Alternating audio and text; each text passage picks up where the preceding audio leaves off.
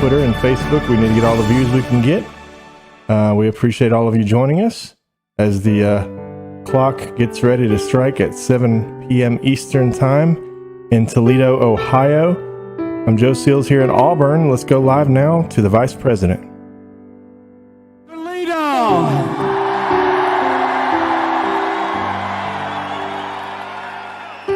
It is great to be back in the Buckeye State. But I'm here for one reason and one reason only. And that is that Ohio and America need 4 more years of President Donald Trump in the White House.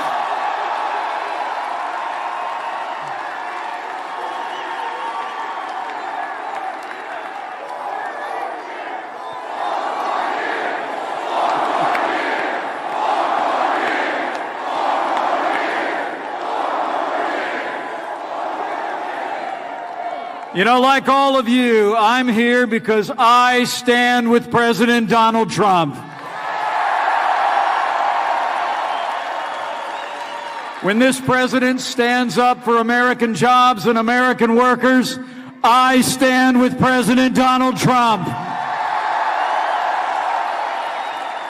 When this president stands up for faith and freedom and the American flag, I stand with President Donald Trump.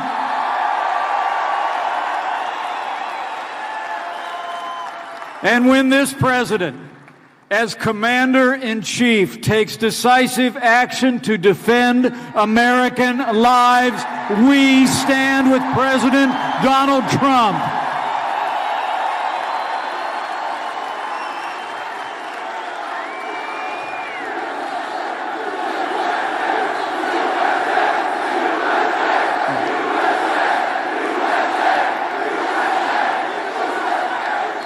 You know, what began 4 years ago has grown into a movement.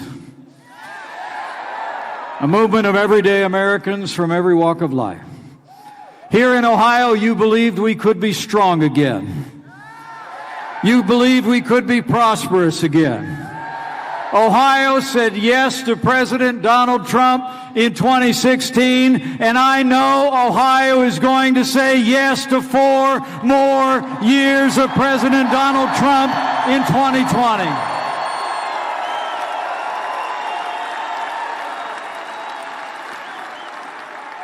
You know, when you think of the last 3 years, you got to admit, it's been 3 years of action. It's been 3 years of results. It's been 3 years of promises made and promises kept. And we're just getting started, Ohio. I mean, think about it. President Trump promised to rebuild our military. And this president has signed the largest increase in our national defense since the days of Ronald Reagan.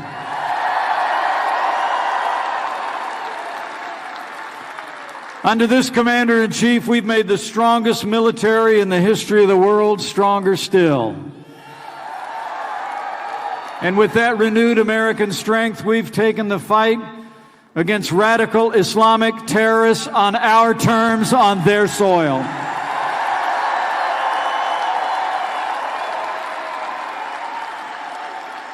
You know, where the last administration sent pallets of cash to terrorists in Iran,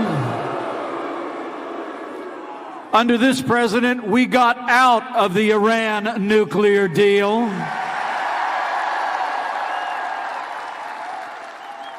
And when one American life was lost at the hands of Iranian-backed militias just a few short weeks ago, President Trump launched the first air strikes against Iranian-backed militias in 10 years.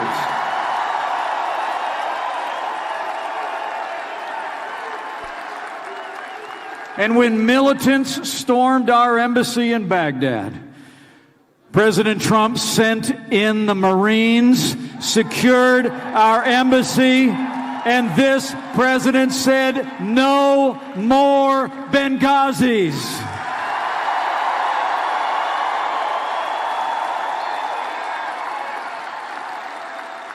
And when American lives were threatened by the most dangerous terrorist in the world, President Donald Trump took action, and Qasem Soleimani is gone.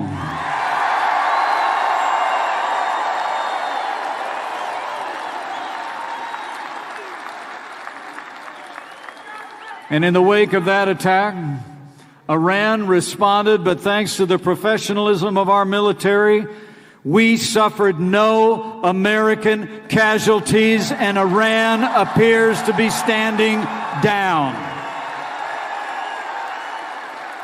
That's what leadership looks like.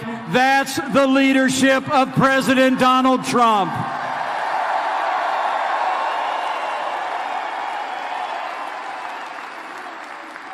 Now, the president said yesterday, in his words, the United States is always ready to embrace peace with all who seek it. But under this president, America will always seek peace through strength.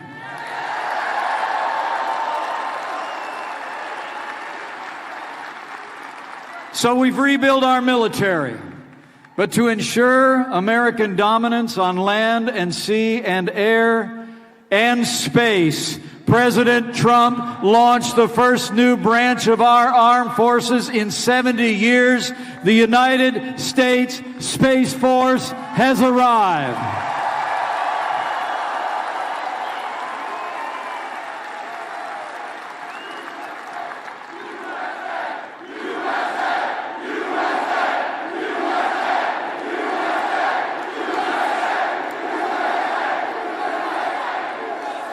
But this president also knows that national security starts with border security. And under his leadership, we've made historic investments in border security. Apprehensions on our southern border are down by 70%, and we've already started to build that wall.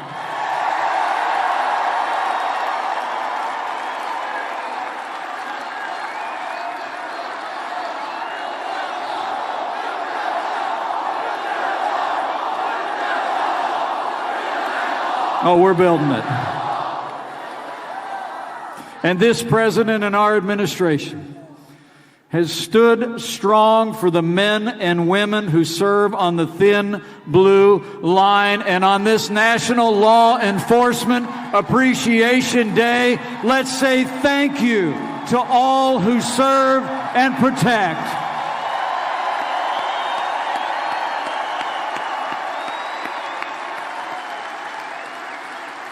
And to support the rule of law, President Trump has already appointed more than 180 principled conservatives to our courts at every level. And I'm here to tell you, they're all men and women who will uphold all the God-given liberties enshrined in our Constitution, like the freedom of speech, the freedom of religion, and the Second Amendment right to keep and bear arms. It's true. And I couldn't be more proud to serve as vice president to the most pro-life president in American history.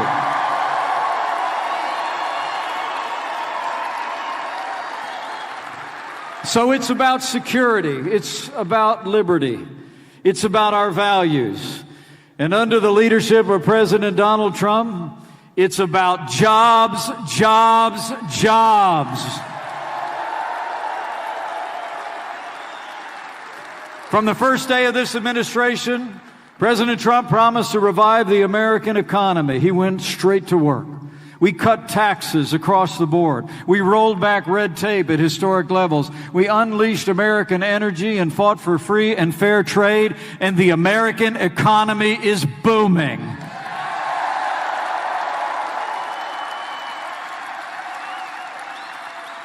Since Election Day 2016, businesses large and small across this country have created more than 7 million good-paying jobs, including almost 95,000 jobs right here in the Buckeye State.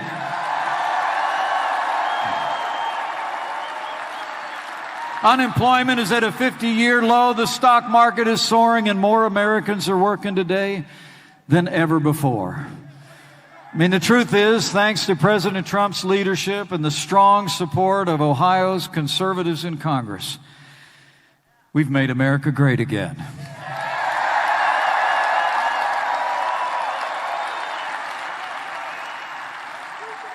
But to keep America great, we need you to decide right here and right now that Ohio is going to vote for 4 more years of President Donald Trump in the White House.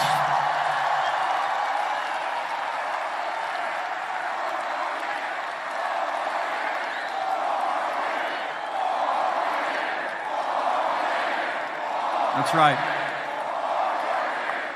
I mean, 4 more years means more jobs. 4 more years means more judges. 4 more years means more support for our troops. And it's going to take at least 4 more years to drain that swamp.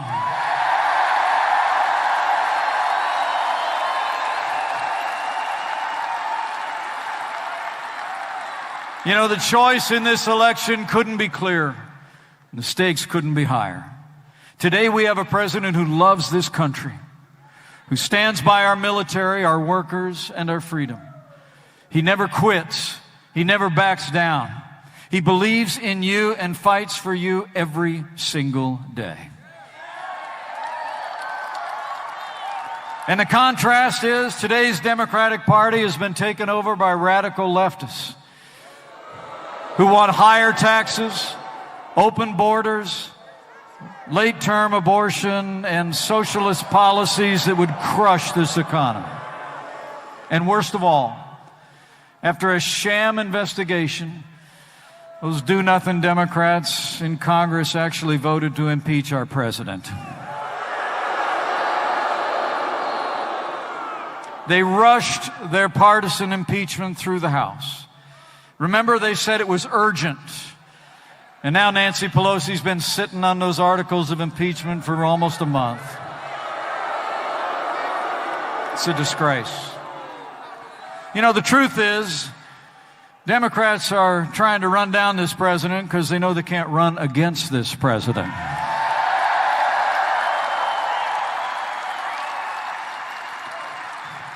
They're trying to impeach President Trump because they know they can't defeat President Trump in November of 2020. You know, well, House Democrats had their say in December. But Senate Republicans are going to have their say real soon. And come this November, the American people are going to have our say when we vote to send President Trump back to the White House for 4 more years.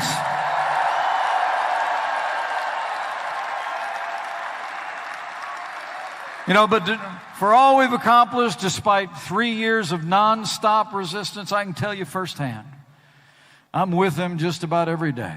And I can tell you, men and women of Toledo, President Donald Trump has never stopped fighting for you. And now it's our turn to fight for him. It's on. We need you to keep bringing your enthusiasm. Keep voicing your support. Tell your neighbors and friends all that we've accomplished under the leadership of this president. And in these divided times, as this election year begins, I encourage you to have faith. Have faith in this president whose drive and vision have made America great again.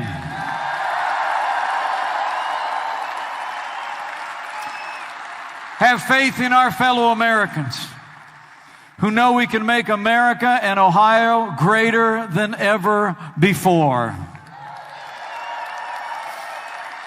And lastly, as this election year begins, have that other kind of faith as well.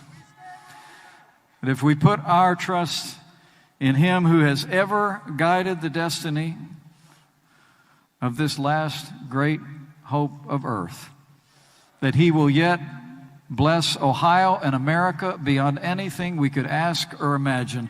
For in the words of your state motto, the people of Ohio know, with God, all things are possible.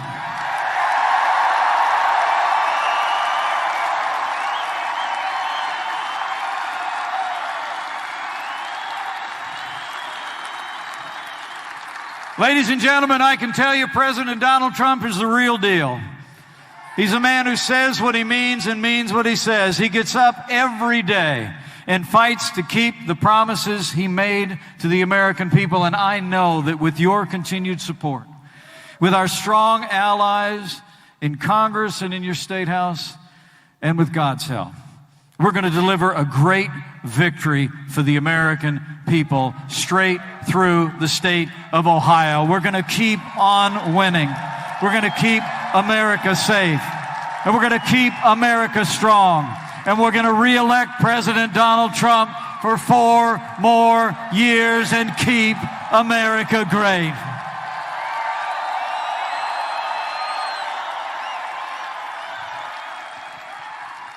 But you don't have to take my word for it. For now it is my high honor and distinct privilege to introduce to you my friend and the 45th President of the United States of America, President Donald Trump.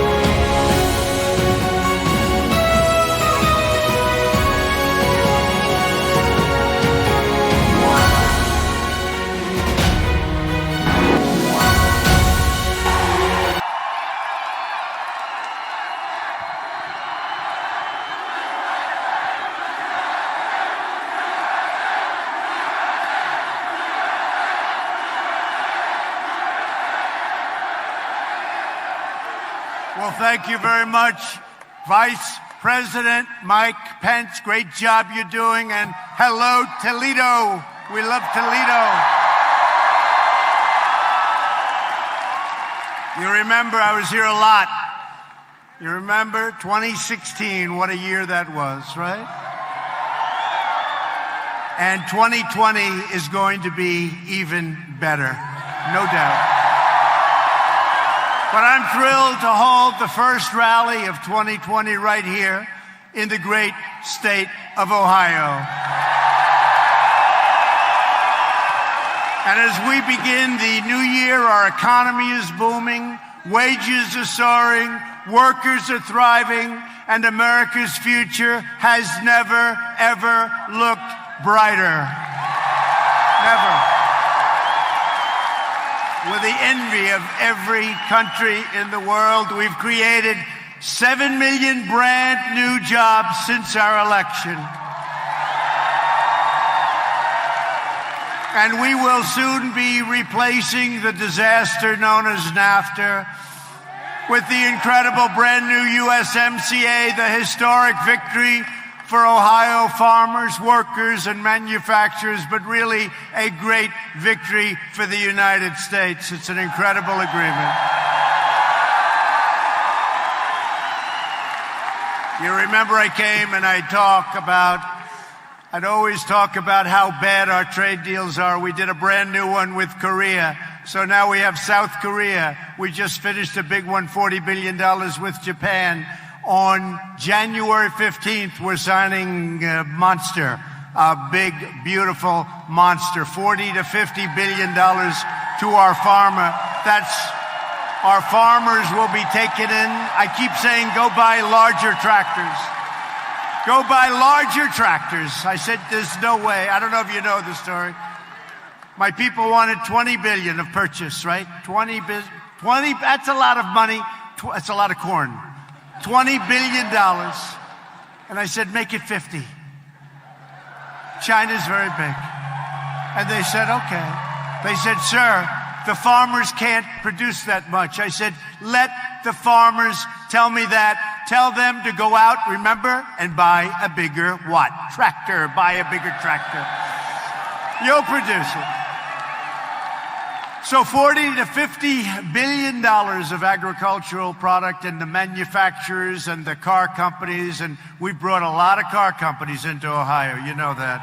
A lot of them are coming in. A lot of them have already been brought in. They're coming in from Japan. They're coming in from all over the world. This is where they want to be. They want to be in the United States. That's where the action is. They're all coming back. I used to go around talk about how everyone's leaving. They were all leaving. A lot of you are victims of that leaving. These companies would leave. They'd go to Mexico. They'd go to Canada. They'd close up. They'd buy from China. Now they're all coming back. New ones, old ones, they're all coming back, and many are coming right here to Ohio.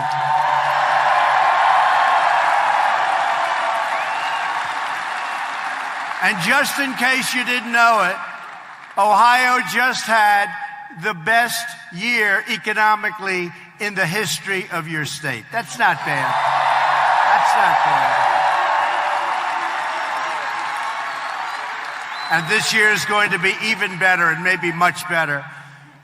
But weeks ago, I signed the largest ever investment in the United States military, $738 billion. And we created the 6th branch of the United States Armed Forces, the Space Force, and everybody's excited about that.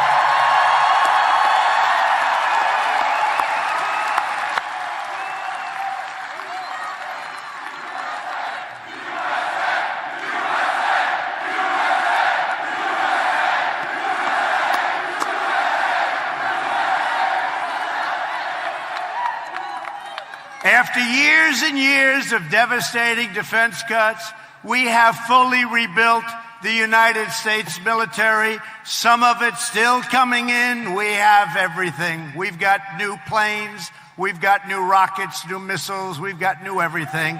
And it's either here or coming in. $2.5 trillion in new investments. Our military is now stronger and more powerful than ever before. And if you remember, 3 years ago when I took over, we were depleted. Our military was totally depleted. And by the way, speaking of our military, have we taken care of our vets with choice? Choice. With choice. That was a big thing. You know, I used to go around, and the VA was a terrible situation. People would wait weeks. He's right. He said, yes, it was. You don't hear too much about that anymore. Do you notice?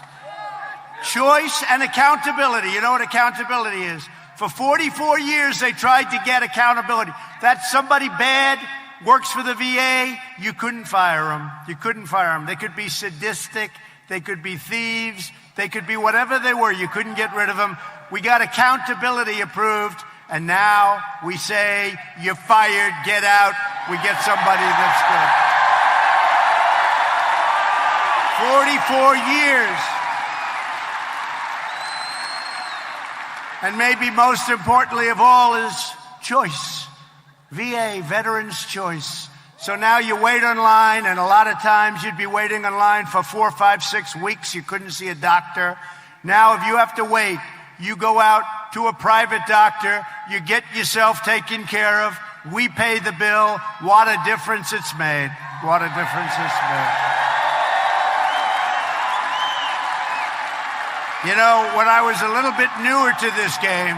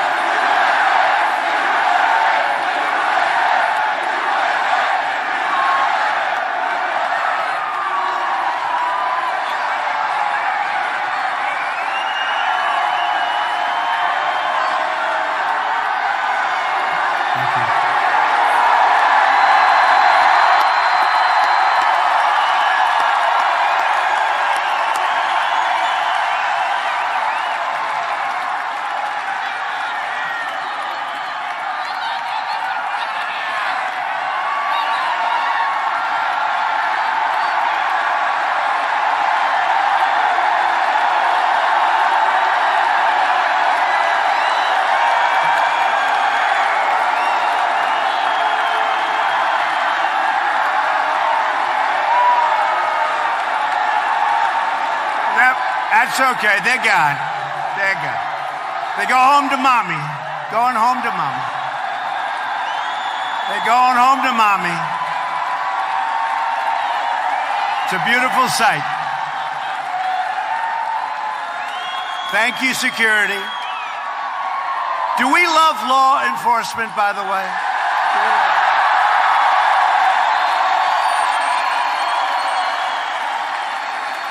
So with the VA, I used to go around and say, why don't they do that? Why don't these people, why don't they go to a private doctor, work something out?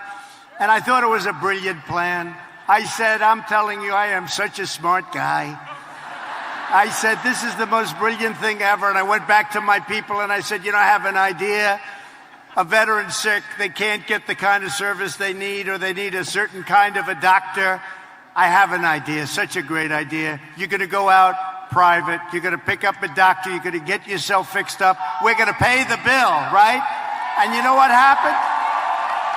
And I said, how brilliant is that? They say, sir, we've been working on that for 48 years, but we've never been able to get it approved. So I was very, very disillusioned, but you know what I'm good at? Getting things approved, and we got it approved.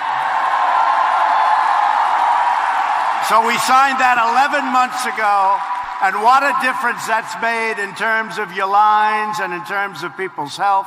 People would wait online for weeks, and some people weren't very sick, and they'd end up being terminally ill. They couldn't get to see a doctor. Now they go out, they get a doctor, we take care of them. We take care of our vets.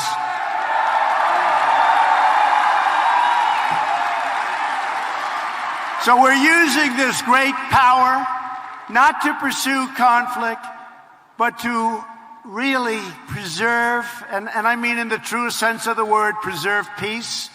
We have this tremendous military, and you know what that is? That's really a great fighting force, but I hope we never have to use it. I really do. You saw an example. You saw an example of that a couple of days ago. So we seek friends, not enemies, but If you dare to threaten our citizens, you do so at your own grave peril.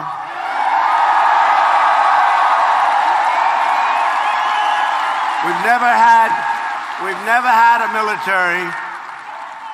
What we have now, we've never had anything like it. You know, we were looking at planes that were old and tired, 50, 60-year-old planes. You've heard the story. The grandfather flew them. The son flew them. The current wonderful person flew them. The whole family flew them. Those are all gone now, folks. Those are all gone. In October of last year, U.S. Special Operations Forces executed a daring nighttime raid that killed the bloodthirsty founder and leader of ISIS. The animal known as al-Baghdadi is dead.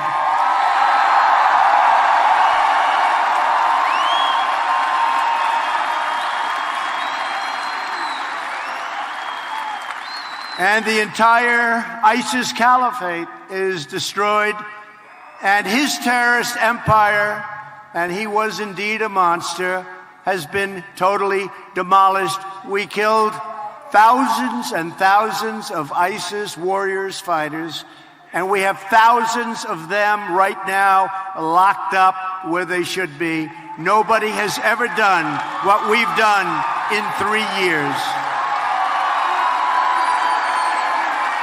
And I'll say this, when we took it over, it was a mess. We did it in a short period of time, but when we took it over, it was not good. And last week, the United States once again took the bold and decisive action to save American lives and deliver American justice. And you know what I'm talking about.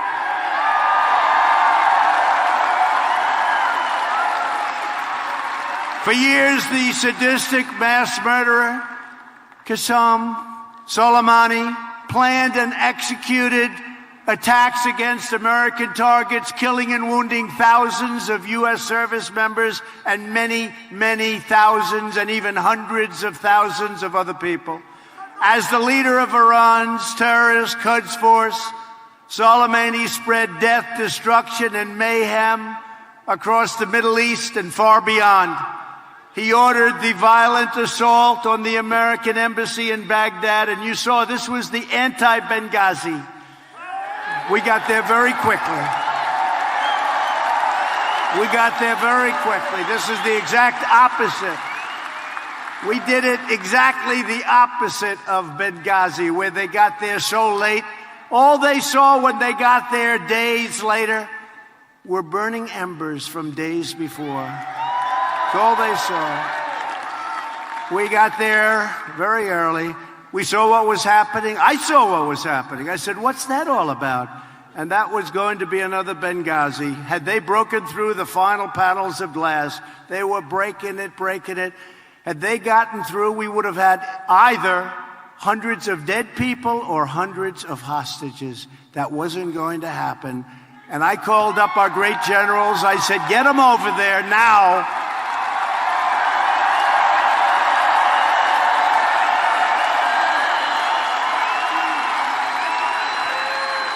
And one of our leaders, one of our really admired people, said, sir, we'll have them there tomorrow. I said, nope, get in the planes right now, have them there immediately. And they got there immediately.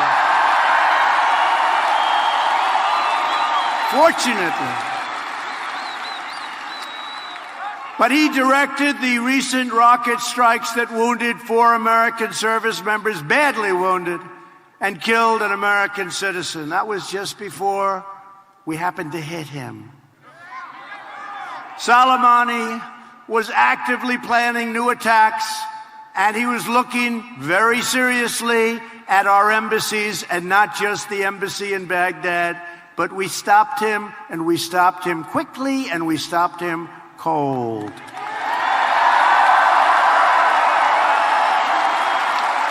So in my direction, the United States military eliminated Qasem Soleimani and ended his rampage through not only that part of the world, but much bigger parts of the world. He was all over. He was a bad guy. He was a bloodthirsty terror, and he's no longer a terror. He's dead. And yet now I see the radical left Democrats have expressed outrage over the termination of this horrible terrorist. And you know, instead, they should be outraged by Soleimani's savage crimes and the fact that his countless victims were denied justice for so long.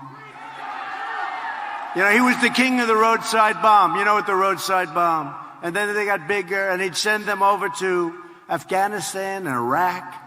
And when you see our friends and our great wounded warriors and our great warriors, when you see them without their legs or without an arm and with so much damage, it's most likely that he caused that damage because that's what he liked. He loved planting the roadside bomb. So now he's gone, and that's a good thing. Bernie Sanders, crazy Bernie, has condemned the U.S. military strike on Soleimani, the world's top terrorist. Think of it, the world's top terrorist. And we're having people like Nancy Pelosi. Oh, it's a real genius.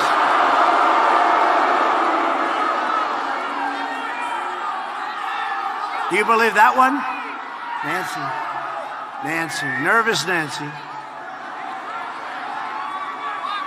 But here's a guy who slaughtered and butchered civilians all over, and military, whoever was in his way. And we have Bernie and Nancy Pelosi, we have them all. They're all trying to say, how dare you take him out that way? You should get permission from Congress. You should come in and tell us what you want to do. You should come in and tell us so that we can call up the fake news that's back there and we can leak it.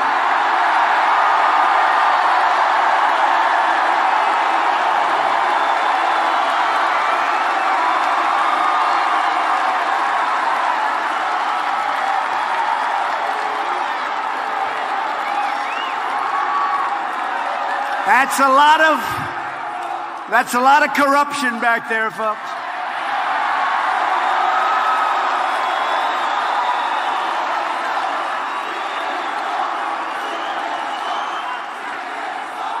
No, but think seriously. So they want me, so, you know, these are split-second decisions. You have to make a decision. So they don't want me to make that decision. They want me to call up, maybe go over there. Let me go over to Congress. Or come on over to the White House. Let's talk about it. When can you make it? Well, I won't be able to make it today, sir. How about, let's say in a couple of days? Oh, sure. Come on over. Now, we got a call. We heard where he was. We knew the way he was getting there. And we had to make a decision. We didn't have time to call up Nancy, who was not operating with a full deck.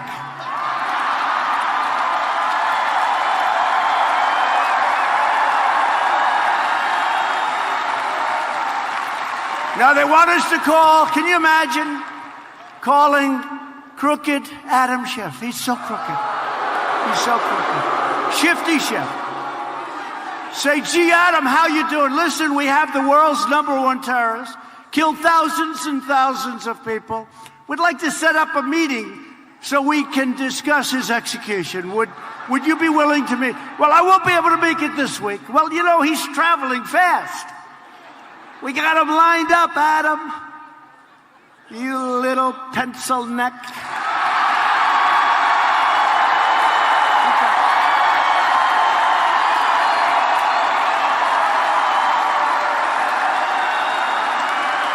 9 inches. He buys the smallest shirt collar you can get, and it's loose. Now, come on, Adam. We got to meet faster, Adam. We got him lined up. We got to take this guy out. We're not going to have another shot at him maybe ever again. But I can't make it now because I'm trying to impeach Trump. I'm trying to impeach him. Even though he did nothing wrong. By the way, did you see I did nothing wrong? They don't even know what the hell is going on. In fact, it's so weak, she doesn't want to put in the articles. It's so weak. They're so pathetic. They're so pathetic. So they want us to call them. Now, Schiff is a big leaker. You know, he leaks to crazy CNN. See with the little red light on it?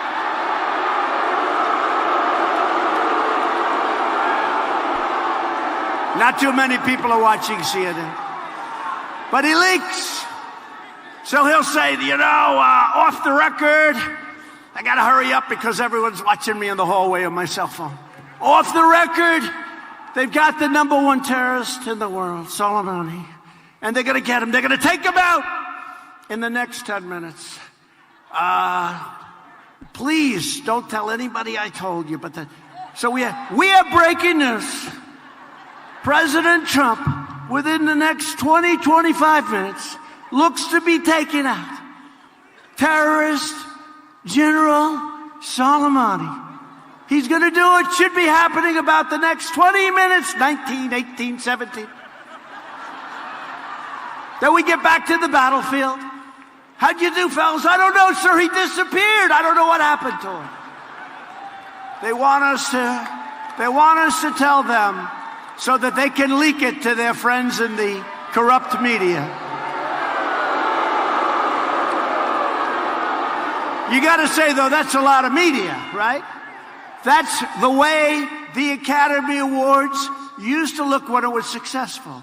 Then they started hitting us all the time, and it became unsuccessful. I love it. I love it, actually. Oh, they have some bad ones here tonight. They have some really bad ones, some real sick ones. They have one good one, by the way. One good one. They have one good one, but some bad ones. Very, very dishonest people, and we have some great ones too. You know, we have some great journalists, great reporters, but you've got a tremendous number of dishonest media people like I have never seen in my life before. They write things that they know are wrong. They write, if you watch for the last 3 years, think of it, and then they get Pulitzer Prizes, but it turned out to be all wrong. How do you do that? They write, if you watch for the last 3 years, think of it, and then they get Pulitzer Prizes, but it turned out to be all wrong. How do you do that? They get Pulitzer Prizes for being wrong.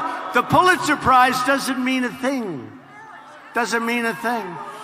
I mean, I'm going to tell you about the Nobel Peace Prize. I'll tell you about that. I made a deal. I saved a country. And I just heard that the head of that country is now getting the Nobel Peace Prize for saving the country. I said, did I have something to do with it? Yeah. But you know, that's the way it is. As long as we know, that's all that matters, okay? That's all that matters.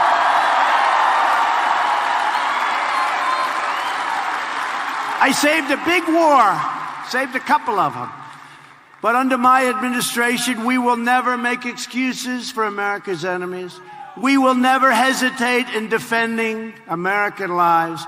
And we will never stop working to defeat radical Islamic terrorism. Never. And nobody's done it like we've done it. And it's we. It's we. It's not me. It's we. It's a whole movement. There has, by the way, never been a movement like this. You know, outside, I don't know what this place holds, like 10, 11,000 people, right? Outside, you have thousands and thousands of people that want to get in. There's never been a movement like this. There's never been a movement like this. And I'll tell you, maybe I'm wrong, but this is bigger than it was in 2016 because in 2016 I said what we're going to do, but now I've completed more promises than I've made. I mean, I've actually completed more than I made. Right?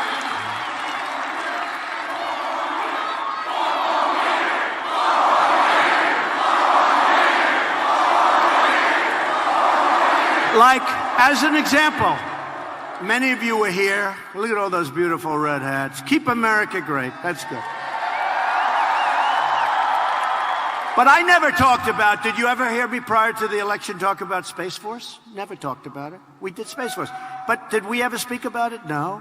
There were many things that we've done that we never spoke about, right? Right to try. You know about right to try, right? They've been trying to get it for 44 years. Right to try. That's people that are very sick, terminally ill, and they can't get medicine that possibly works, and very well. We have the greatest labs, the greatest doctors in the world, greatest scientists in the world. We have the greatest medicines in the world. If they have something that they're pretty sure is going to work, but it's going to take another 6 years, I brought those times way back, by the way, way down. But they would travel to Asia, they would travel to Europe, they would travel all over the world to try and get a cure, because we wouldn't sell them the medicine, because we didn't want to take a chance on making the people sick. I said, wait a minute, they're going to die. They're going to die. Well, sir, we can't take the liability. I said, then we'll draw up a statement assessing all liability, taking all liability away from the country, away from the insurance companies, away from the healthcare companies, away from the doctors. And with the great help of a lot of incredible Republicans, and we had some Democrats help us, we passed right to try. And you have to see how this has worked. Many people are being saved. And you know, the drug companies didn't like it because they didn't want to take people that sick, because they didn't want it on their charts. I said, I understand that we won't include that. We'll have a separate list over here. They said, oh, would you do that? I said, yeah, I'll do that. I'll do that. But I didn't talk about right to try. I never said I was going to get that done, and we got it done. That was a tough one to get done. Sounds simple, it was tough. There's nothing easy in this country. You know, they said to me, a friend of mine the other day, who's the toughest country to deal with, President? He used to call me Donald. I've known this guy for a long time. I like to say 20 years, but it's much more than that. I just don't want to tell you how long. It's too long. And I say, call me Donald. You've always called me Donald. I can't. He calls me Mr. President. I've known this guy forever. He used to call me, hey, Don, let's go out to dinner. You know, before he'd go, hey, let's go out to dinner. Now he goes, Mr. President, sir, how are you? Right? How are you? But what we've done, and he called me, he said, what you've done, he's never seen anything like it. So many people are saying that. We are all together doing something, not only in terms of the election, not only in terms of what we're doing right now. Don't forget, it's a long way to the election. You know, we have, 10 months? That's a long way.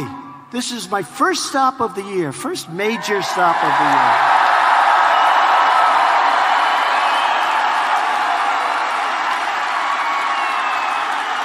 This is it.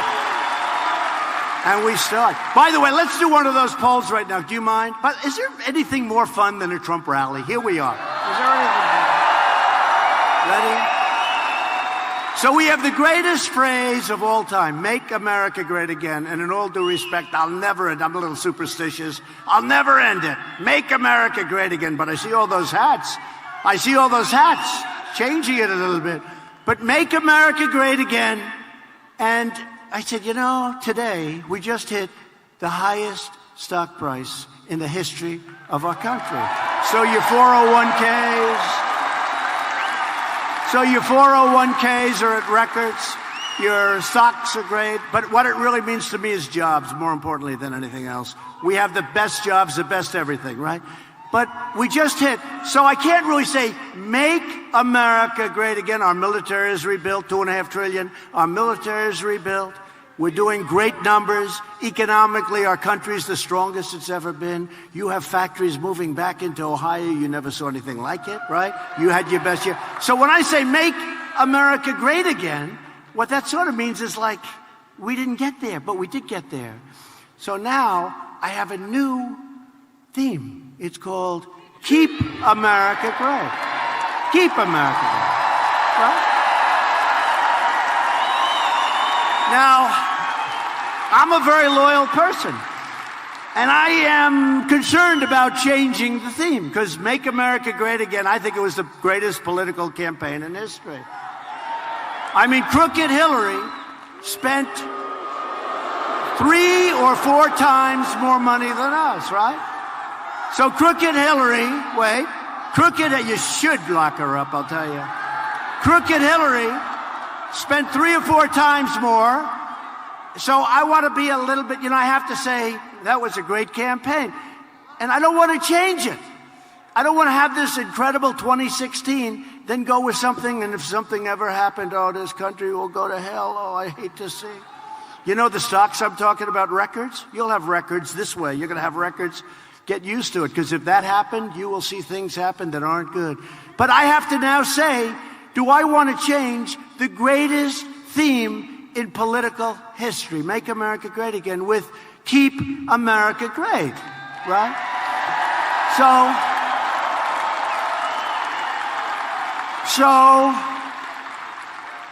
So let's take a little applause, right? We'll go, Make America Great Again, you clap if you want that. Then we go, Keep America Great, you clap if you like that. Okay, you ready? First, Make America Great Again.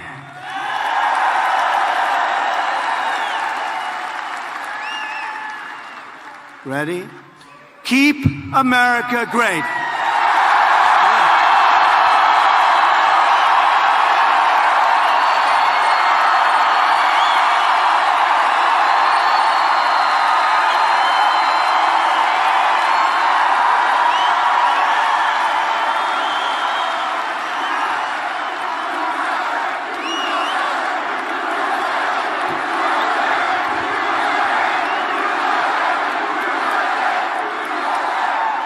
So you know that, I call that a free poll. That's better than a poll.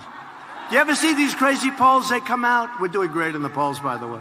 Remember I used to come out and talk about the polls? We'll start doing that very soon. We're doing great in the polls. But this is like a free poll. Somebody else would go out, they have all this money that they raised, and they give somebody $1 million, and they'll ask 200 people that question. And then they'll say, well, Make America Great Again is better. But I will tell you, I haven't heard one thing where that was true. With all of these, I would have said instinctively, Make America Great Again could not be beaten. I've probably done this 10 times. I have never had it win. It's Keep America Great, and that's what we're doing. But we're going to use both. We're going to use both. We're going to use both. Because there's no way that I'm going to jettison Make America Great Again, right? There's no way. We're going to use both, but this hat is a hot seller. We're selling that hat like nobody's ever sold a hat before, I will say. So it's great. Good. Keep America Great. So we're going to use both, but Keep America Great. That's probably going to be the dominant theme. For 8 years, the Obama administration enabled and emboldened the Iranian regime. They gave Iran $150 billion, including $1.7 billion in hard, cold cash. Can you imagine? No, can you imagine? $1.7, $1.8 billion in cash. So the foolish Iran nuclear deal financed Iranian aggression while allowing a quick path to nuclear breakout. That's what it did. And by the way, it expires so soon. They can have nuclear weapons. They're not, as I said before, they will not have nuclear weapons. By subsidizing Iran's malign conduct, the last administration was leading the world down the path of war. We are restoring our world to the path of peace. Peace through strife. Peace through strife.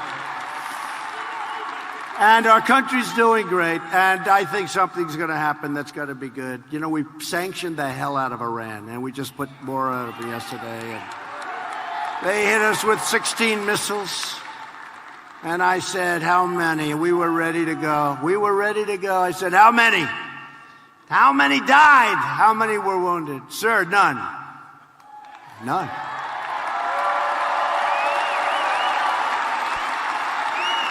Pretty good warning system. None. How many were hurt? None, sir. So we didn't do anything. We were ready. We were ready. Not that I wanted to, but we were ready. You have no idea. A lot of people got very lucky. We're thrilled to be joined tonight by many great Republican leaders. A man who's helped me right from the beginning, a very special guy, Representative Bill Johnson. Bill, where's Bill? Thank you, Bill. Thank you, Bill. Great job. Great job. And his fellow friends, Jim Jordan, we would like to...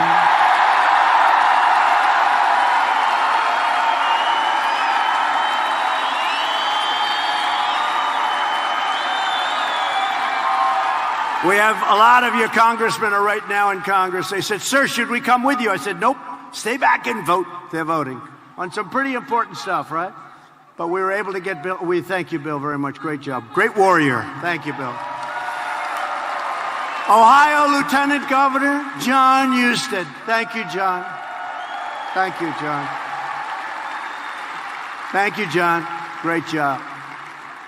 State Treasurer Robert Sprague. Thank you, Robert. And you have a lot more money in the bank right now, Robert, as treasurer, right, than you ever did. Ohio Supreme Court Justice Judy French. Thank you, Judy. Great job.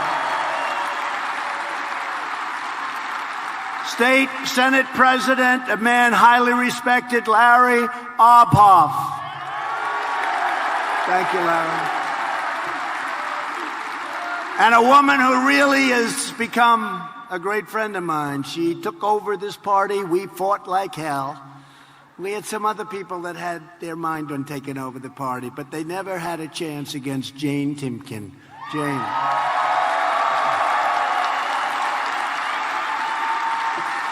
And the man who was in charge of my campaign in Ohio, I had a choice of 5 people. I said, I like this guy's name. I don't know why. His name is Bob Paduchek. Why do I like his name? And I said, Bob, how are we doing? He said, you're going to win big, sir. Because, you know, you keep hearing, you cannot win unless you win the great state of Ohio. That's these guys.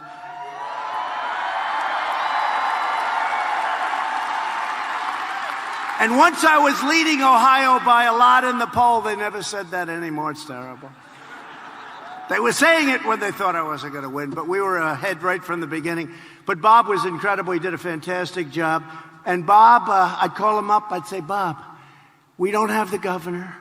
We don't have the head of the Republican Party. You know, it's a minor problem. You're running as a Republican. And he punked out on us, right? This guy. We don't have any. He said, sir, you have the people. I said, well, what happens? Cool. He was cool. I said, so Bob, let me ask you just out of curiosity. I don't have these people. The leaders are not with us. Is that good or bad? He said, sir, it's great. You just went up 3 points. You believe this? By not having. And he said, don't worry, sir, you're going to win. And we won by a lot. And now I understand we're up by a lot more than we ever thought possible. But Bob was fantastic. Thank you, Bob. And thanks to Republican leadership, can you believe this? I have a 95% approval rating. Can you believe it?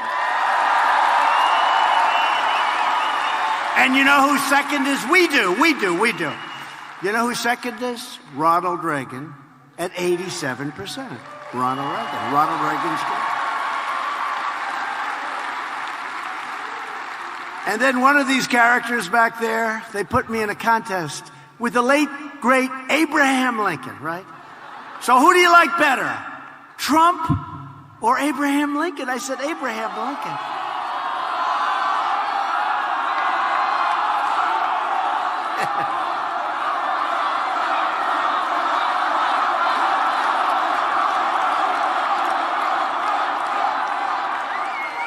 So I said, who do you like better? They say they did a poll on this. I think I remember the numbers.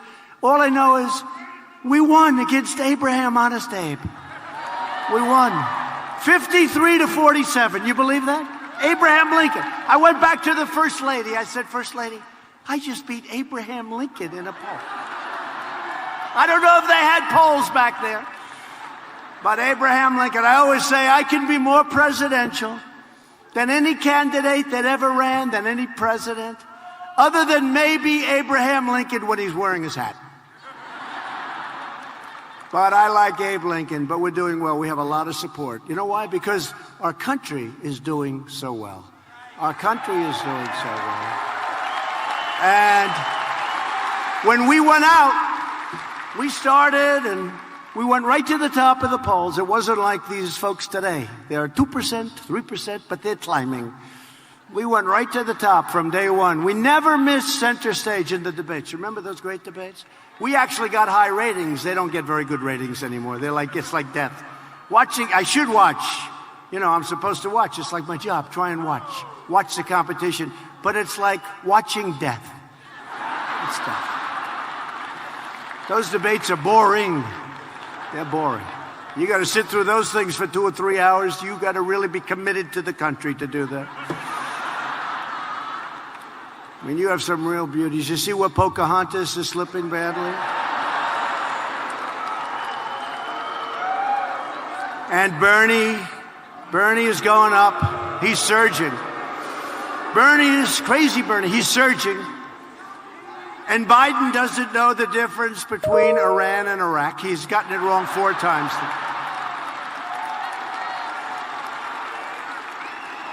He goes, when we took our shot at Iraq. No. They're all saying, no, they're screaming. It's Iran. What? And his son, right? Where's Hunter?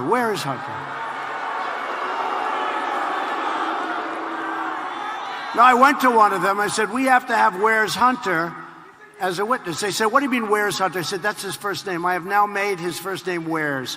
Where's Hunter? Here's a guy made no money.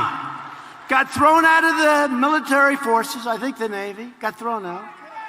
Had no job, had no nothing.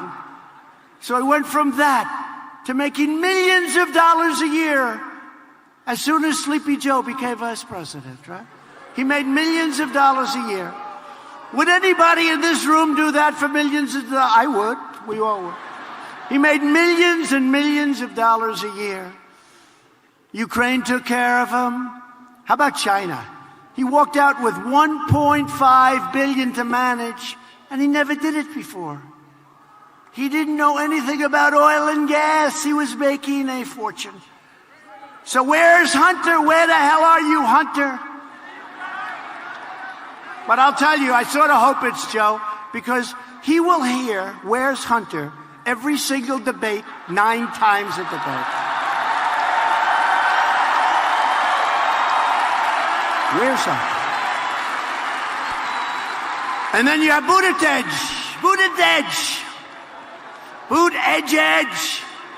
I can't, nobody can pronounce, nobody has any idea how the hell to say his name. So what they do is they call him Mayor Pete, you know, like Mayor Pete. Here comes Mayor Pete. Doesn't do a very good job. Alfred E. Newman, you're right. Howdy doody, some people say. Howdy doody. Howdy doody. The problem is a lot of people don't remember Alfred E. Newman. Don't say that. You look much younger than that, I must say. So, you have Mayor Pete. I mean, give me a break. Can you believe Mayor Pete? This is going to be the President of the United States. This is going to be. How would he be against negotiating against President Xi of China? And we just made one hell of a deal. Oh, you're going to see the numbers very soon, you know? One hell of a deal. They didn't like those tariffs. Thanks to Republican leadership, America is winning again, and America, most importantly, is respected again. Respected like never before.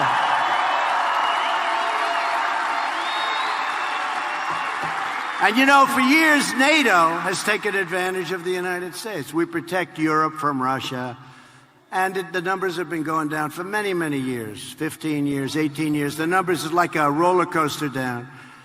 And I went over and I said, fellas, you got to pay your bills. You're delinquent. You know, you're delinquent. And then they don't like me. They say, we like Obama better. They should like Obama better. Obama would go in and say, thank you very much for coming. Appreciate it. Bye-bye. I'm going back to Washington. I'm going back. I'll be violating the carbon footprint. I'm going to Hawaii to play golf. I drive to play around the golf, and of course, it doesn't even cost them anything. He flies to Hawaii, nobody cares. If I drive 20 minutes, it's like Donald Trump is playing golf today. He violates the carbon footprint.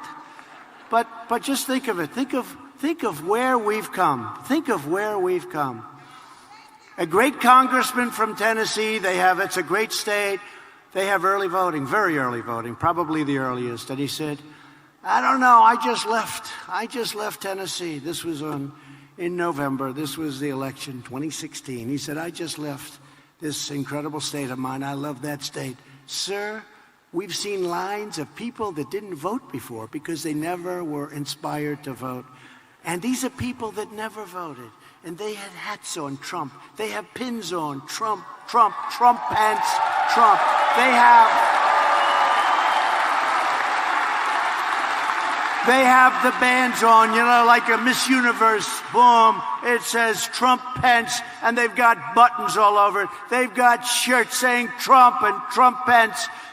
I never saw anything like it. If every state is like Tennessee, sir, I hate to tell you, you're going to have one hell of a victory. And that's what happened, right? That's what happened. And you did it. You did it. And I think we're going to have bigger numbers, even bigger numbers, because I'll tell you what, we're a long way from the election. I think the crowds today are bigger than they were the day before the election last time. I really do.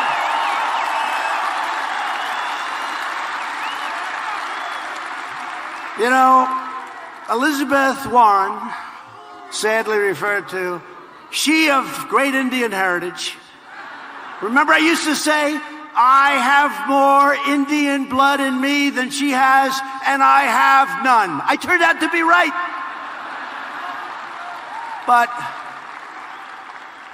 But you look at what she's doing, you look at what she's saying, the lies, the deceit, the fraud. You see it all. We are going to do so great. It's going to be something that's going to be special. It's going to be for the record books, the evangelicals called, some of the greatest pastors, ministers, preachers. And they just called today 5 of the most respected people. And they said things that were incredible. They said there's never been anything like this in the church that they can some of them have been doing it for 30, 40 years. They said we have never seen enthusiasm like we see for this president and for this presidency, all of us, like we have right now. And the great Franklin Graham, Billy Graham's son, Franklin Graham, a fantastic man, he said 2 weeks ago, my father, Billy Graham, voted for Donald Trump. He never said that before. Billy Graham wasn't somebody that would vote and say he voted.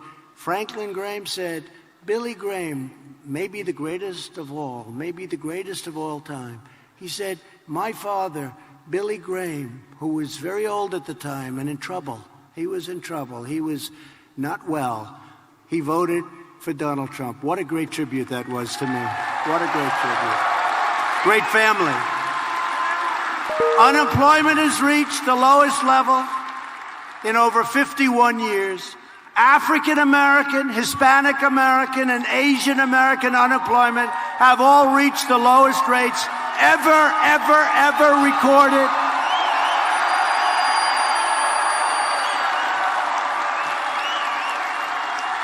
Wages are rising fast. They're going up very fast. And the biggest percentage increase, makes me happy, are for blue-collar workers.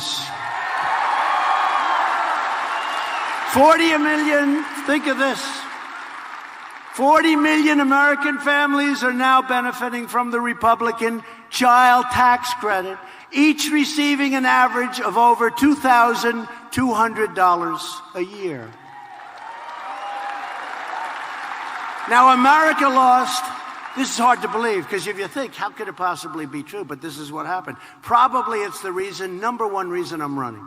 America lost 60,000 factories under the previous administration. 60,000. You wouldn't believe that's possible, but I know it's true, because I've said it 50 times, and the fakers back there, they've never corrected me. No, it's true. No, it's true.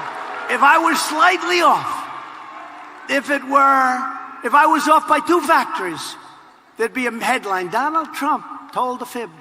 Donald Trump gets to be a Pinocchio again. No, think of it. 60,000 factories, plants and factories closed. They went to Mexico. They went to China. The 60,000, it's not even, take a look at a map and put 60,000 little tax. I mean, you wouldn't believe it could be that many, but it is. It's 60,000 closed, gone. They're all coming back. They're all coming back. And right now, just in a very short period of time, we've added 12,000 brand new factories, and many more are coming in. And one of the reasons they're coming in is we've eliminated a record number of job-killing regulations, saving the average American household $3,000 a year. And total income gains for median households will reach over, ready, $10,000 a family. $10,000. Now, under the Bush administration, the $10,000, that includes what we've done in terms of medium income. I'm adding in there the tax cuts, which are tremendous, $2,400. And I'm adding regulation cuts. I'm adding the whole package, over $10,000. Now, under President Bush, it was $450. Under Barack Hussein Obama, it was $975. Under President Donald J. Trump, it's $10,000 in 3 years. 2 years. Right? In 3 years. Don't forget. President Bush, 8 years, $450. President Obama, 8 years, $975. President Trump, 3 years, not even, but 3 years, $10,000. And we're going up. We ended the last administration's war on American energy, and we ended the war on clean, beautiful coal. It's being shipped to Vietnam. It's being shipped all over the world. Well, every Democrat running for president wants to shut down our coal mines. We are putting our miners back to work. Dig we must. Dig we must. Clean coal. What they do with coal today is incredible. Clean coal. And with the help of energy workers right here in Ohio, the United States is now the #1 producer of oil and natural gas anywhere in the world by far. #1. We weren't #1. Every top Democrat candidate has pledged to eliminate American production of oil and natural gas. How does that work, by the way? You know, there's a state known as Texas. And I won Texas by a lot, just like I won Ohio by a lot. How would you like to go into Texas and say, by the way, we don't want your oil or natural gas anymore? How about Beto? Remember he said, I was born to be president. Anybody that says that, I said, that's the end of his career. Remember he had the cover of the magazine, I won't mention the magazine, Sleazebag magazine. He was born to be president, and right after that, he came tumbling down. But he's from Texas, so he was against religion, he was against oil, and he was against guns. Abraham Lincoln could not win in Texas with that platform. That's not a good platform. It's not a good platform, but you have people that want to shut down the oil industry. And if you do that, you're going to shut down half of your business. It's really more than that. And the rest of them are not going to be able to pay because the cost of this energy would be so expensive. So we have all forms of energy. We have every form of energy, and we are doing great. But they want to cripple your state's economy. But the voters of Ohio will never let that happen. Never going to let it happen.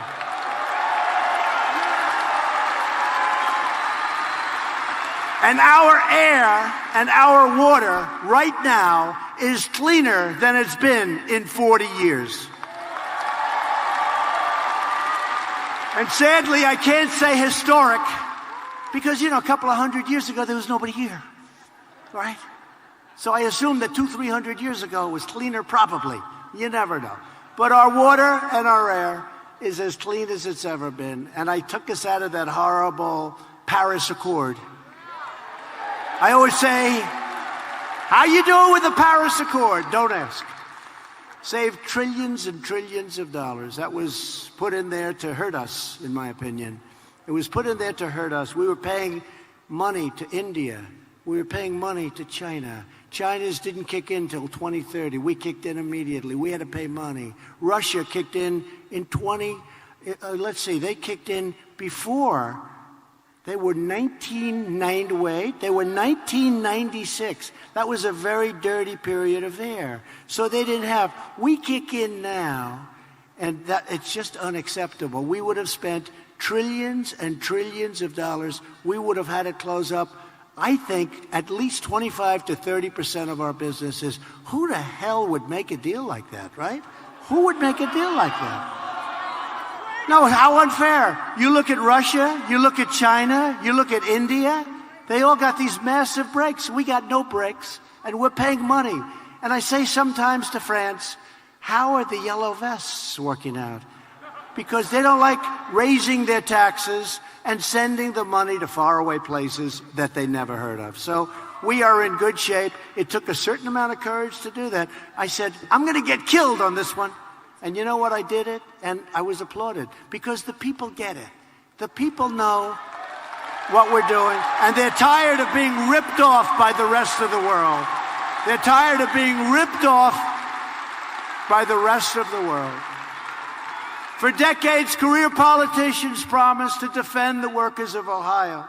And then they went to Washington and voted for the same globalist policies that devastated your communities and chipped away your jobs. You know that better than anybody. Ohio knows that. But the betrayal of Ohio workers and U.S. workers ended the day I took the oath of office. And you see that because you're setting records. I immediately canceled the Obama administration's job-killing catastrophe, which would have dealt a death blow to the United States auto industry, the Trans-Pacific Partnership. It was a disaster. That was going to be worse than NAFTA. NAFTA, I always say the worst deal. I think that would have been worse. It would have taken the car industry. It would have taken many of your industries. That was a setup for the United States to get fleeced. The USMCA will save the American auto industry and create over 100,000 new auto jobs, and our factories will not be closing and moving to other faraway lands. We'll keep them right here if that's okay.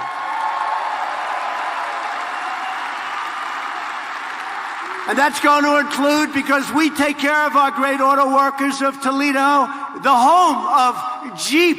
How good is Jeep?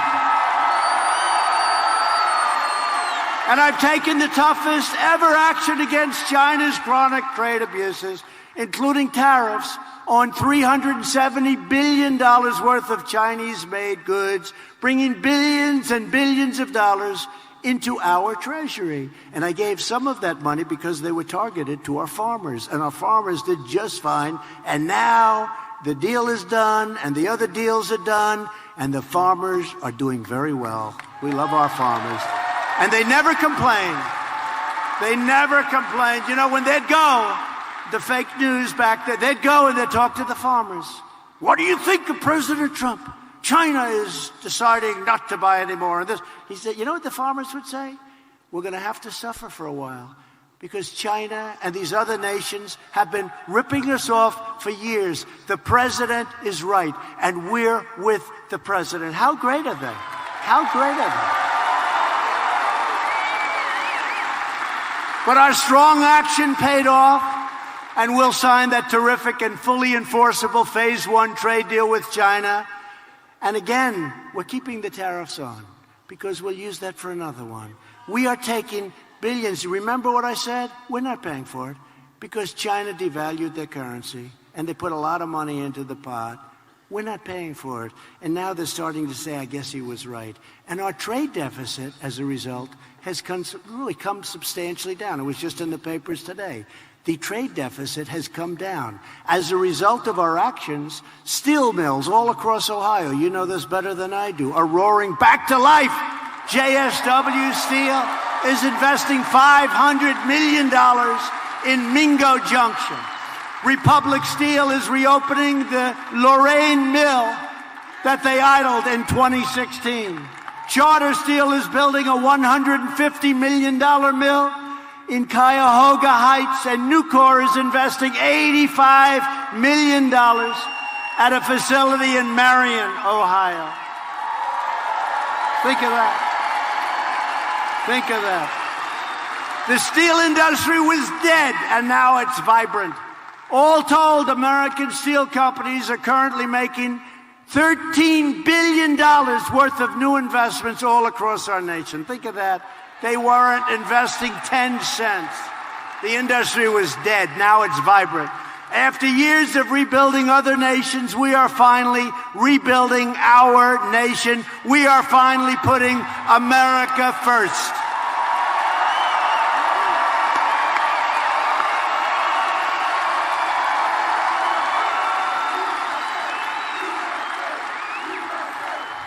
But while we are creating jobs and killing terrorists, the Washington Democrats are wasting America's time with demented hoaxes and crazy witch hunts.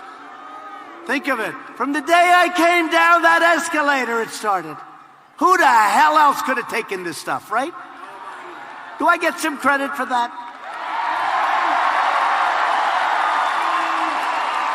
Most guys would have been in a corner with their thumb in their mouth saying, "Mommy, Mommy, take me home." These are bad people. The Democrat politicians we're fighting today are the same ones who took a sledgehammer to Ohio jobs and factories. They destroyed your factories. They destroyed your jobs. But they're losing and we're winning, and America's comeback continues full speed ahead.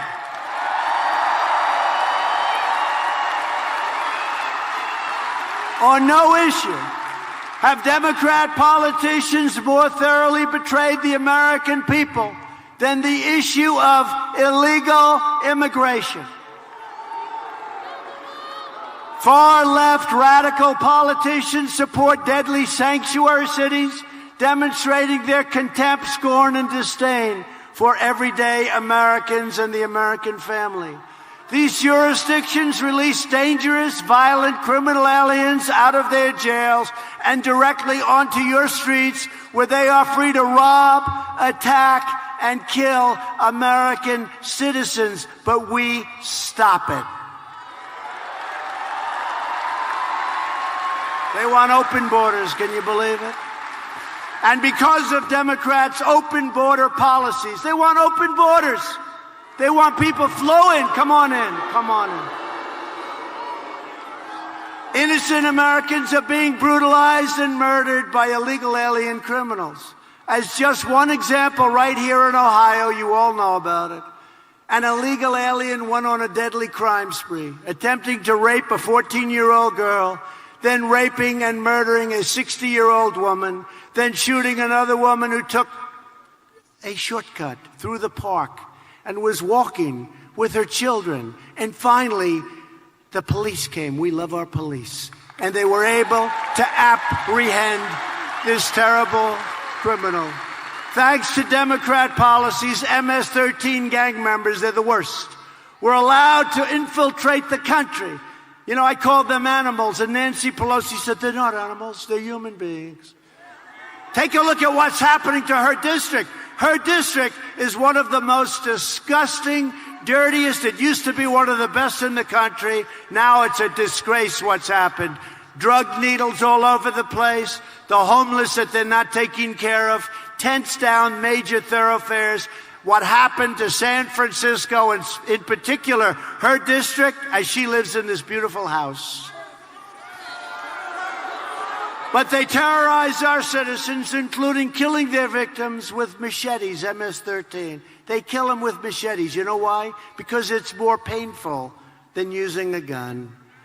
Federal authorities recently discovered and rounded up more than 20 vile MS-13 gang members in central Ohio, and they will be sent to jail or frankly, if they hold them, I don't know that they hold them, they're going to be sent the hell back home.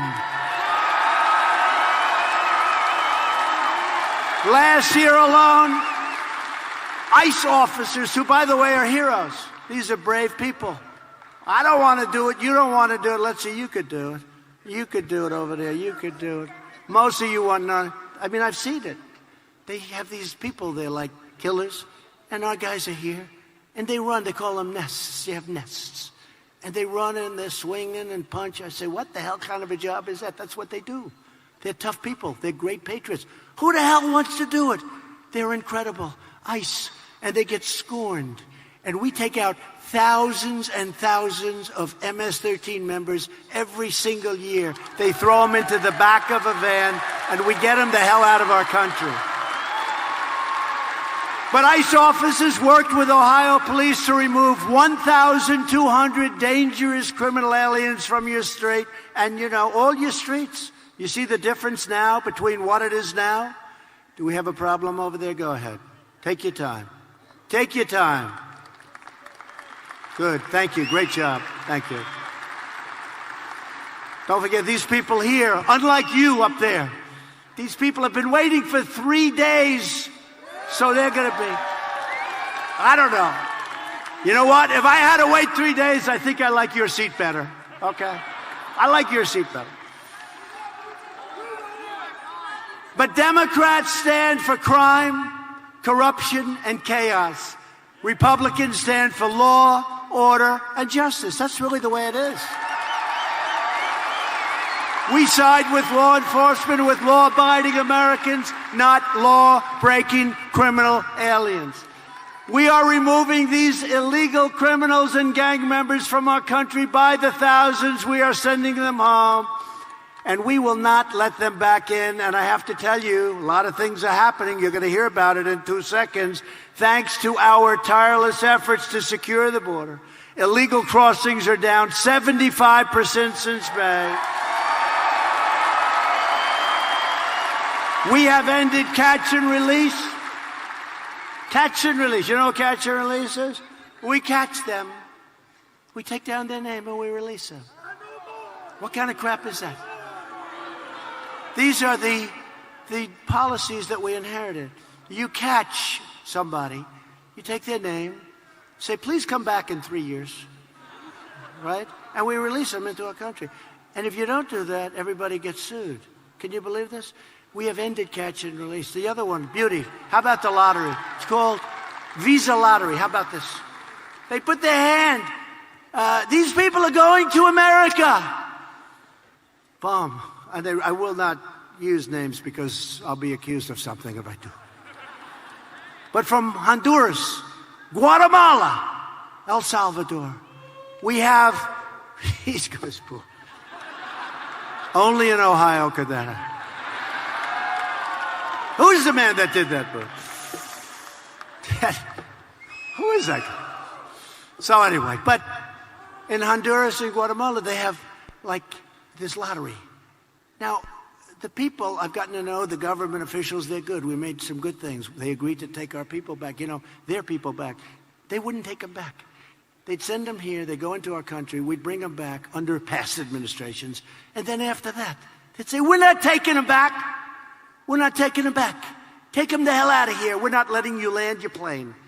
So we have a government flying a plane all trying to get a couple of prisoners, bad people back. Now they take them back. You know why? Because I said, look, if you don't take them back, we're going to put tariffs on every single thing that you sell. Now they say, we would love to take them back. We would love to take them back. We'll take them back gladly, sir. No, they couldn't get them back. We'd take over these absolute thugs, these gang members, and we'd bring them back, and they wouldn't accept them. We couldn't land the plane. We couldn't get anything through the border. It comes through the border this way, but not that way.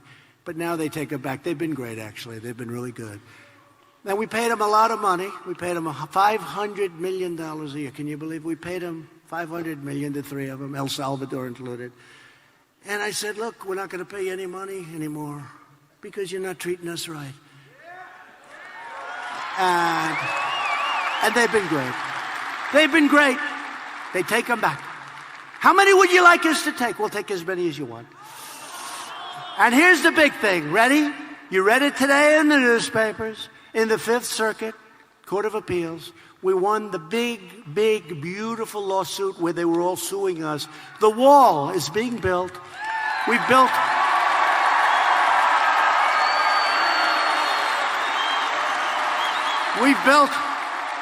already a tremendous amount, but we're releasing $4 billion of military construction funds to build the biggest section of the wall. It's literally being signed now. It'll be under construction very shortly, in a couple of weeks. And we've already built over 100 miles of wall. How about that? 100 miles. And by the end of next year, we're going to have a lot of the wall built, and it's already having a big impact. How about the Democrats? Walls don't work. We want technology. I said, what are you going to do? They want drones. Oh, good. When people are rushing the caravans, when they're rushing, having a drone flying around is not going to help you too much, okay? Nothing like this. Well, you know, 5 years ago, the Democrats all wanted the wall. They just could never get it built. They didn't know how the hell to build it. I do. So we built 100 miles. I think probably more than that now. We have a lot under contract, but we won our big case. I woke up. They said, sir, we have good news. They overturned a horrible decision from the lower court. You can now fund the rest of the wall. I said, thank you very much.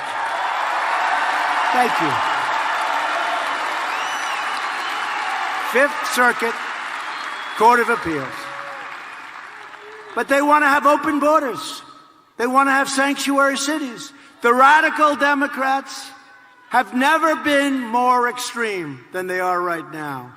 They are stone cold crazy. You know, it's interesting. As I'm saying this stuff, you know, they want crime, they want chaos. I'm saying all this stuff, and then I say, gee, now I sort of understand why they hate me, right? But it's true. It's true. Their policies are a disaster. They're bad politicians, and they have horrible policies. But what they do, they stick together, and they're vicious. They're vicious, horrible people. I didn't used to say that. They're horrible people. What they do to people is a disgrace, but they stick together. Now, the Republicans, thank you very much. The Republicans, my man, the Republicans, we were 196-0 in the House, and I have a feeling the Senate's going to be great also. 196-0, and we took in 3 Democrats. And Congressman Van Drew left their party and joined our party. So we've done things that nobody's ever done before. But the Democrats are taking their cues from socialist Bernie Sanders and that group.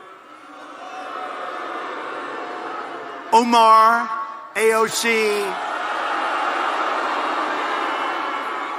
Tlaib, isn't she a nice woman? Tlaib. Tlaib. Boy, what a group. But they're the leaders of the party. They're really, in my opinion, the leaders. That's what happened. That's how they got into this impeachment hoax. The leaders of the party are this AOC, Tlaib, and Omar. And Pelosi meets them and she shakes and quivers and she's very scared. But you know who the leader of your party is? All of you. You're the leader of your party. But the Democrats are pushing a socialist takeover of health care that would strip 180 million Americans of their private insurance plans and massively raise taxes on the middle class. A lot of you have private insurance plans that you love. They're going to take them away from you. But see, I don't like doing this too soon. I did it with Pocahontas. I came up with this great name. I came up with a lot of different stuff. I said she was a total fraud, and everybody believed me, and she went down. Then she started coming out, then she went down. It doesn't help me to do it a year and a half before the election. That's why, like with the Green New Deal, okay, I want to say great things about it, okay? I don't want to knock it, and then they say, we're not going to use that. I like it when they say, no longer can you fly airplanes, no longer can you have any cows in the pasture. right? No longer can we do anything. We can't do anything anymore. No, the Green New Deal, I love it. I think it's great. It should be debated. It should be debated. So what we're going to do, very seriously, we're going to not talk badly about them. We're going to say, the Greens, they asked me about it the other day. A gentleman just asked me about it backstage. I said, no, it's something that has to be considered. Then about 2 weeks before the election, I'll let you know the facts. Because this doesn't matter. We're too far ahead of the election. The Green New Deal, that's a beauty. You know, it's amazing, though. I see this congressman that's been there. He has white hair, beautiful white hair. Nope, it's not you. And he's with AOC. And he's saying, yes, we have to go with the Green New Deal. And I'm saying, is this guy for real? I don't know if he believes it. He's been around for 20 years in Congress. I've seen him. I know him a little bit. And he's acting like he actually believes it. But we're going to just take our time and we're going to relax. And about 3-4, you're going to join some rallies about a month before. You're going to hear the real facts. But I'm tired of talking them out of things 10 months before the election. Bernie Sanders' health care plan would cost over $32 trillion a year. That's more money than we make in 5 years. That's more money than we'll ever make. He is indeed crazy. No, he's... Oh, let me take that back. No, it's a great plan that we have to consider strongly. We have to consider his plan strongly. Now, see, I'll tell you what the fake news will do. They'll take my last words. It's a great plan. We have to consider it strongly. They'll cut everything out in the front, and they'll say, Donald Trump is in favor of Bernie Sanders' Green New Deal. They can do more with the tape than they can do with a newspaper. No, they'll do that. You'll see it somewhere. You'll see it. Trump supports his plan. They are sick. Republicans will defend middle-class taxpayers and the right to keep the doctor of your choice. We will protect patients with pre-existing conditions, and we will protect your pre-existing physician. You'll have your physician. Virtually every top Democrat also now supports late-term abortion, ripping babies straight from the mother's womb, right up until the moment of birth. That is why I've asked Congress to prohibit late-term abortion, because Republicans believe that every child is a sacred gift from God.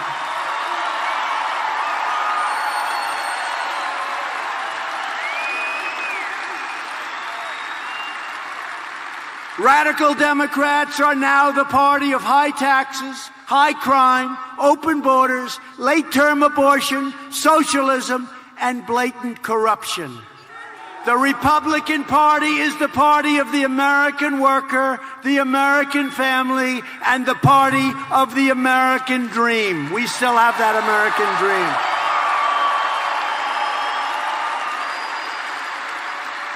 As of today, we've appointed 187 federal judges to interpret the Constitution as written. Think of that. And 2 great Supreme Court judges. Think of that, 187 federal and Court of Appeals judges. Think of that. Thank you, President Obama. He gave us 142 judges. Thank you. Thank you very much, President Obama.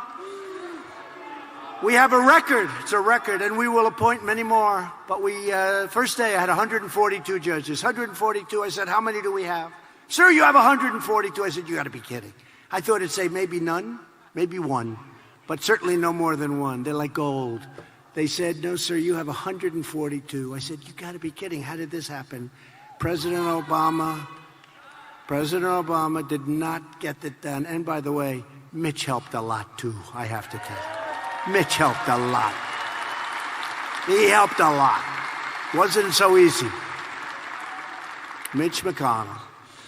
We're aggressively combating the opioid epidemic, and it's bad. In 2018, drug overdose deaths in Ohio fell by, listen to this, 22%. It's not good enough, but 22. Opioid. And as we continue rebuilding our military, we have restarted the legendary Army tank factory in Lima. And we've authorized 441 new Stryker fighting combat vehicles and 453 new Abrams tanks to be built in the Buckeye State. That's a lot of tanks. So wait, just a quick story then. Okay, I'm proud of this. So they have this Army tank plant, right, in Lima. And I said, what's going on? They're closing it. I said, oh, they are? Well, you know, they're closing everything. When I came in, they wanted to close everything. So I was president-elect, I think, right around that time. And I went to Lima. I went through the factory where they make these trucks, the plant. And they make the tanks, and they make all of these armored vehicles. And I said, these people are amazing. You could never close this. You could never reopen it again. They've been doing this for many, many decades. And this factory was incredible. And I looked at the tanks they're making. They're the best in the world, right? The Abrams, they're the best in the world. I said, wait a minute. If you close this, we're not going to be able, where are you going to build tanks? This is the primary factory in the whole country. I think it might be the only factory in the whole country. So they're going to close it. What are we going to do? Send over to China for tanks? Please send us. Please send us 200 tanks. We don't want to send you any tanks because we're going to kick your ass. No. We got to make our own tanks, right? We got to make our own tanks. So I did something based on my instinct, because instinct sometimes works better than anything else. Based on my instinct, I said, you can't close this plant. I went through that plant. I spent 2-3 hours talking to the people that work there. I looked at some of that hydraulic, and I love the whole thing, the world of tractors and all of that stuff. I know a lot about it. And I looked at the carvings, I looked at the metal, I looked at how perfect everything was, the turrets, the round, how perfect it fit. They put it on, it would fit like within 1/100th of an inch. And I said, you're not going to be able to do this anyplace else. I said, and we're going to be expanding our military, we're going to be rebuilding. Who the hell's going to make our tanks if you close it? I said, keep it open. It was all closed. Anybody from Lima? Is that a true story? All right? Right? It was closed. They announced it was closed. It was all set to close. I said, you can't close this plant. And now look, the numbers I just gave you, we're making almost 500 tanks. You could have never reopened a place like that. It's incredible. And you could have never gotten those workers. They are really skilled people. And if you did, it would have cost you billions and billions of dollars to do it. It wouldn't have been as good as what you have. So that was something I did that I'm very proud of, because I really overrode a lot of talented people that wanted to close it. I recognized Israel's true capital and opened the American embassy in Jerusalem. And we further recognized Israeli sovereignty over the Golan Heights. 52 years. For years you watched as your politicians apologized for America. Now you have a president who is standing up for America, and we are standing up for the great people of Ohio. Great. At stake in our present battle is the survival of the American nation. If you want your children to inherit the blessings that generations of Americans have fought and died for, and fought so hard to secure, then we must devote everything we have toward victory in 2020. We have to win. You know, we have to win.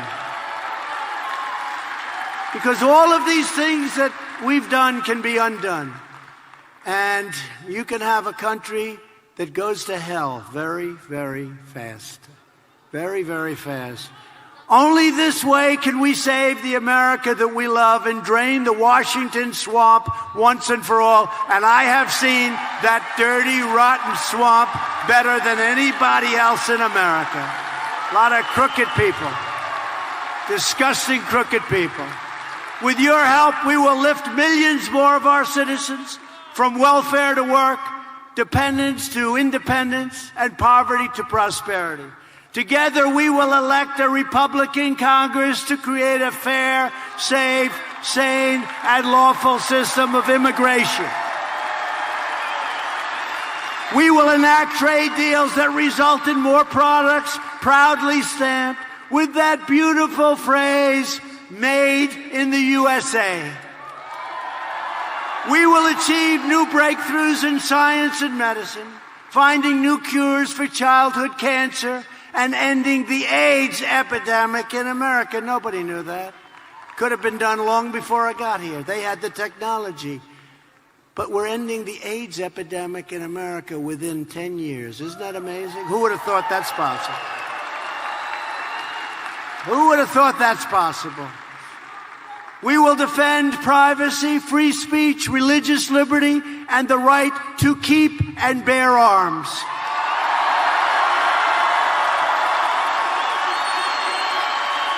And above all, we will never stop fighting for the sacred values that bind us together as one big, beautiful America. We support, protect, and defend the Constitution of the United States.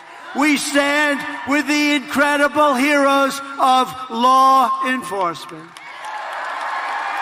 We believe in the dignity of work and the sanctity of life. We believe that faith and family, not government and bureaucracy, are the true American way. We believe that children should be taught to love our country, honor our history, and to always respect our great American flag. And we will always live by the words of our national motto, "In God we trust." We stand on the shoulders of generations of Ohio patriots who gave their blood, sweat, and tears for this beloved nation. From Cleveland to Cincinnati, from Dublin to Dayton, and from Columbus to Toledo, this state is the home of proud families and farmers and miners and manufacturers and aviators and astronauts. Ohio is where the Wright brothers invented the airplane and where Annie Oakley got her gun. Ohio is the state that gave us American legends and American heroes like Thomas Edison, Neil Armstrong, and the great John Glenn. Ohio is the place where strong American workers mine coal, worked the railroads, and forged the steel that made America into the greatest and most powerful nation in the history of the world. And we are making it greater than ever before. Proud citizens like you help build this country, and together we are taking back our country. We are returning power to you, the American people. With your help, your devotion, and your drive, we are going to keep on working, we are going to keep on fighting, and we are going to keep on winning, winning, winning.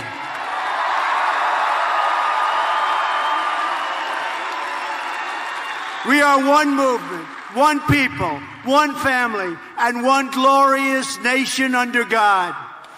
America is thriving like never before.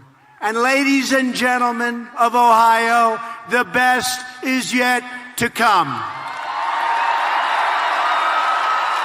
Because together, we will make America wealthy again. We will make America strong again. We will make America proud again. We will make America safe again. And we will make America great again. Thank you, Toledo. Thank you.